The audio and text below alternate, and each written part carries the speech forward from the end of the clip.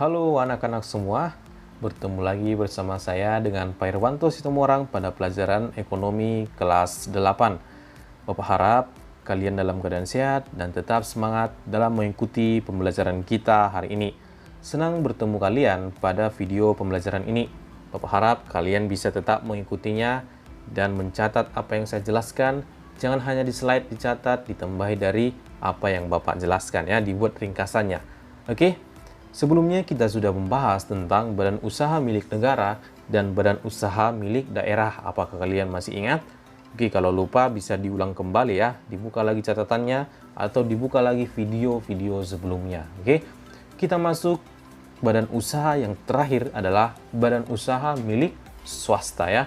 Kalau dikatakan swasta, tentu ini adalah badan usaha milik orang perorangan. Oke, langsung saja.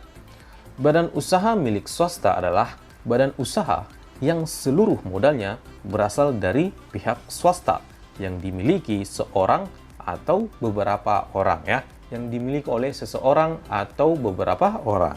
Badan usaha milik swasta bertujuan untuk mencari keuntungan seoptimal mungkin serta membuka lapangan pekerjaan. Kalau badan usaha itu didirikan, tentu tujuan yang pertama adalah mencari keuntungan ya. Kemudian kalau usahanya dibuka, tentu akan membuka lapangan kerja. Oke. Ciri-ciri dari badan usaha milik swasta adalah yang pertama, seluruh modal berasal dari pihak swasta ya, orang atau beberapa orang tadi ya. Kemudian kepemilikan oleh perseorangan ataupun badan usaha. Ya, itu maksudnya kepemilikannya itu dimiliki oleh keperorangan atau yang mendirikan usaha itu ya. Kemudian kecakapan pemimpin menjadi modal utama. Maksudnya kalau pemimpinnya mantap dalam memimpin perusahaan, maka perusahaan tersebut akan besar gitu maksudnya. Kalau perusahaan besar itu tentu akan mendapatkan keuntungan yang lebih banyak. Oke. Keuntungan atau kerugian yang didapat menjadi tanggung jawab pemilik. Bisa dipahami bahasanya. Kalau perusahaan tersebut untung ataupun rugi, itu akan ditanggung oleh siapa pemilik perusahaan tersebut. Kemudian, kita masuk dari bentuk-bentuk badan usaha milik swasta ya, bentuk-bentuknya. Kemarin bentuk-bentuk BUMN, kalian masih ingat ya, ada berapa kemarin? Di review kembali, dibuka nanti catatannya. Bentuk-bentuk BUMS yang pertama itu adalah perusahaan perseorangan atau bisa juga dengan PO ya, perusahaan perseorangan, merupakan perusahaan yang dimiliki oleh individu atau perorangan. Kalau dikatakan perusahaan perseorangan, tentu pemiliknya ada satu ya, atau perorangan. Contohnya itu seperti salon, kemudian bengkel. Itu dia contoh dari perusahaan perseorangan. Kemudian ciri-ciri dari perusahaan perseorangan adalah usaha dimiliki oleh individu atau perseorangan. Kemudian modalnya kecil. Kelangsungan usaha tergantung pada kecakapan pemilik ya. Kelangsungan usaha maksudnya usaha itu berjalan dengan lama atau berjalan dengan lancar itu tergantung pemiliknya. Itu tergantung bagaimana pemiliknya mengelola usahanya. Apakah dia bersemangat, apakah dia rajin, apakah dia malas. Itu tergantung pada pemiliknya. Makanya dikatakan tergantung pada kecakapan pemilik. Kemudian pemilik dikatakan sebagai pemimpin perusahaan ya. Tentu ya, kalau pemiliknya dia juga dikatakan sebagai pemimpinnya. Kemudian keuntungan atau kerugian dimiliki oleh pemilik. Ini dia perusahaan perseorangan. Kemudian yang kedua ada firma atau FA. Merupakan persekutuan yang didirikan oleh dua orang atau lebih dengan menggunakan nama bersama. Oke, ini satu tingkat di atas PO ya.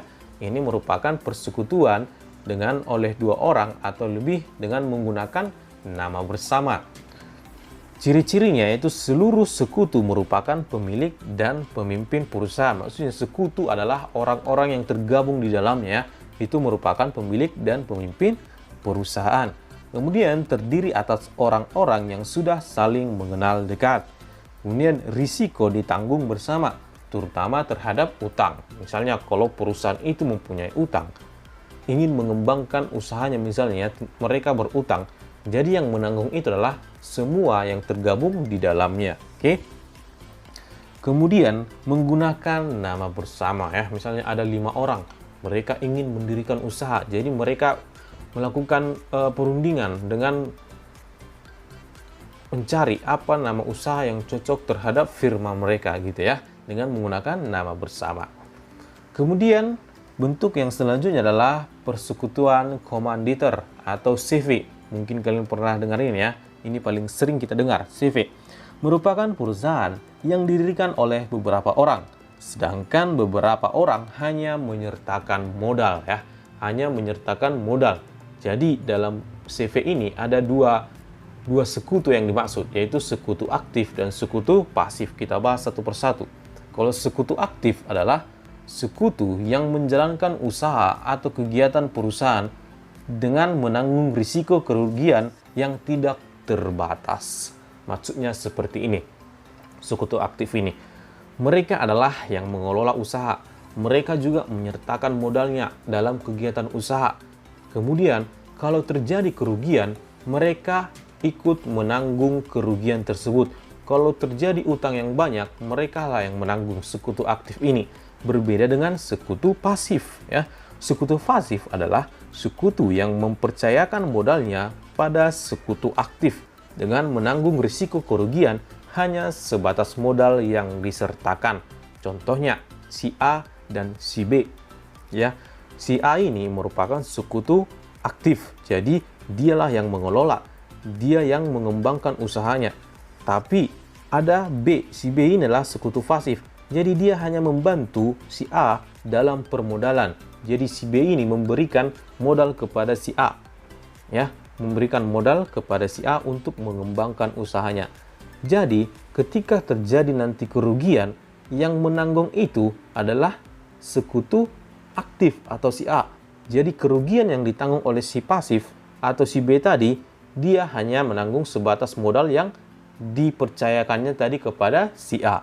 Bisa dipahami ya, sekutu aktif dan sekutu pasif. Ingat saja, sekutu aktif itu dia ikut mengelola. Sementara sekutu pasif, dia hanya menyertakan modalnya saja kepada sekutu aktif. Oke, kalau terjadi kerugian, sekutu aktif ikut menanggung risiko kerugian tersebut. Tapi kalau mengalami kerugian, sekutu pasif hanya mengalami kerugian sebatas modal yang ditanamkan. Oke, bisa dipahami ya dari penjelasan saya. Kemudian yang selanjutnya ada dia PT atau perseroan terbatas. Ini paling sering ya.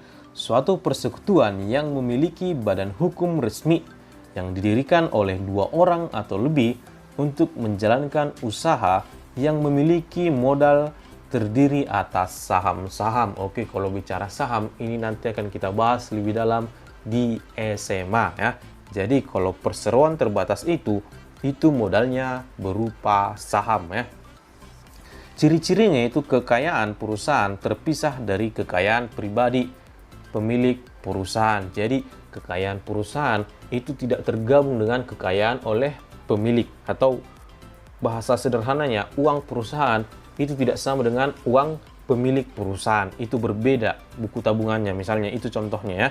Kemudian setiap orang dapat memiliki lebih dari satu saham yang menjadi bukti pemilikan perusahaan. Oke, saham ini nanti akan kita bahas lebih dalam di SMA.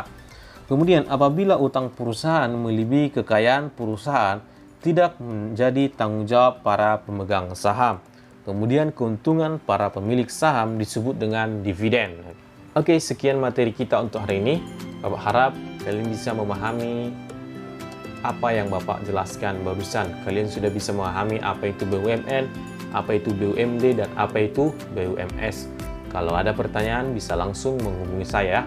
Ingat, tetap semangat dalam belajar, jangan malas-malas, dan akhir kata saya ucapkan terima kasih.